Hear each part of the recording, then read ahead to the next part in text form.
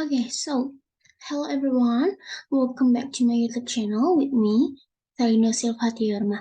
So now in this video, I'd like to explain about the non-literal language processing. Okay, so here we go. So the first point is about the types of non-literal language. Okay, so types of non-literal language non-literal language comes in several different forms. Okay, so there are indirect requests, idioms, the kinds of metaphors, and there is irony and sarcasm.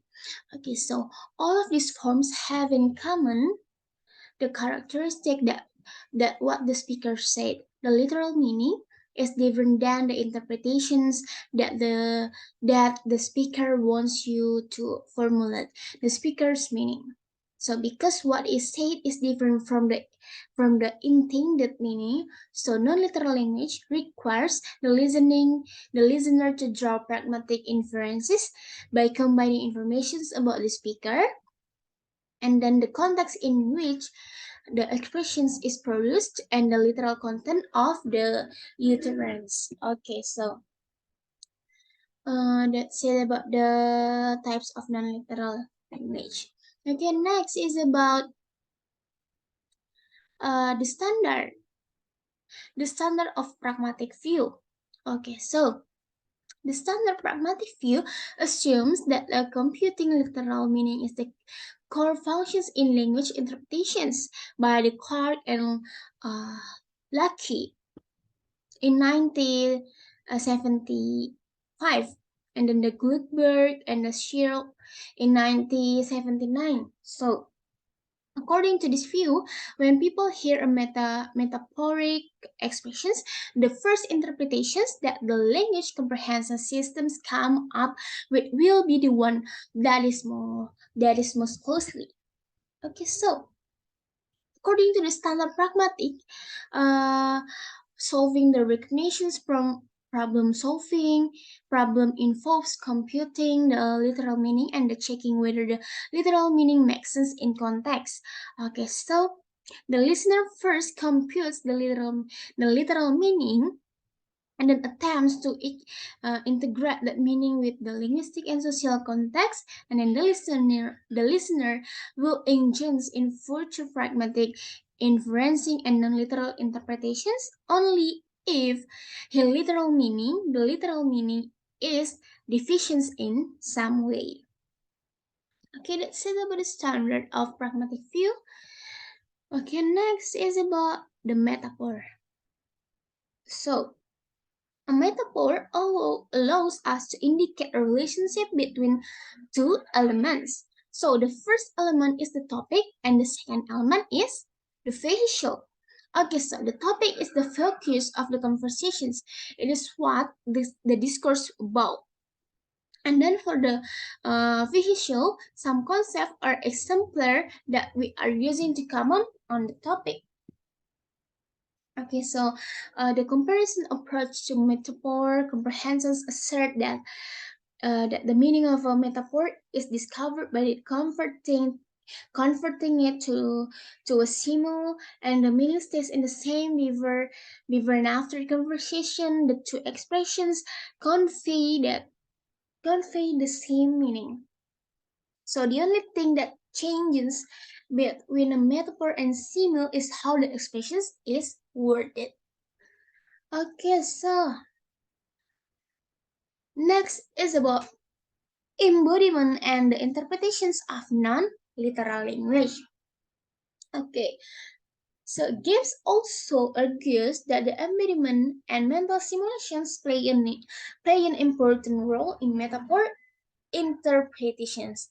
Okay, so this conclusion is based on metaphoric expressions that call upon our experience with cycle bodies and cycle processes that operate on just bodies. And then cognitive linguistics like Ray Gibbs refer to cycle processes associated with liquids head and the containers as the source domain. And then they suggest that understanding complex domains like emotions involves mapping between the source domain and then the target domain. Okay, so that's it about embodiment and the interpretations of literal language. Okay, so the last one is about the neural basis on the neural basis of non-literal language interpretations. Okay, so neuropsychological or ERP and neuromagic experiments show that the networks of different brain are response differently to literal and non-literal language. So the studies complement that data from studies of patients with lesions. It's mean that brain damage. So who may have selective deficits in understanding or producing literal or non-literal language. So, in non literal language research, progress will depend on how effective researchers are at addressing these conflicting experimental results. Studies that have supported the regarded silence hypothesis have tended to use word pairs. And then, while studies that have shown left hemisphere involvement in novel metaphor processing have tended to use the sentences rather than the word pairs. So future studies should systematically contrast word pairs and sentences, as well as novel and familiar metaphors, among other things. Okay, so let's talk about our material. So for the conclusion for our topic today, so we have looked at the strength and mostly weaknesses of the standard pragmatic view of non-literal language processing. So although different neural networks appear to be involved to be different degrees in the comprehensions and productions of literal and non-literal language, so interpretations of non-literal language does not wait for the failure of literal interpretations. Instead, non-literal meanings appear to be directly accessible for large classes of non-literal expressions. Okay, so I think that's all for our topic today. I'm sorry for my mistake. So thank you. Don't forget to subscribe my YouTube channel. See you in the next video. Thank you. Bye.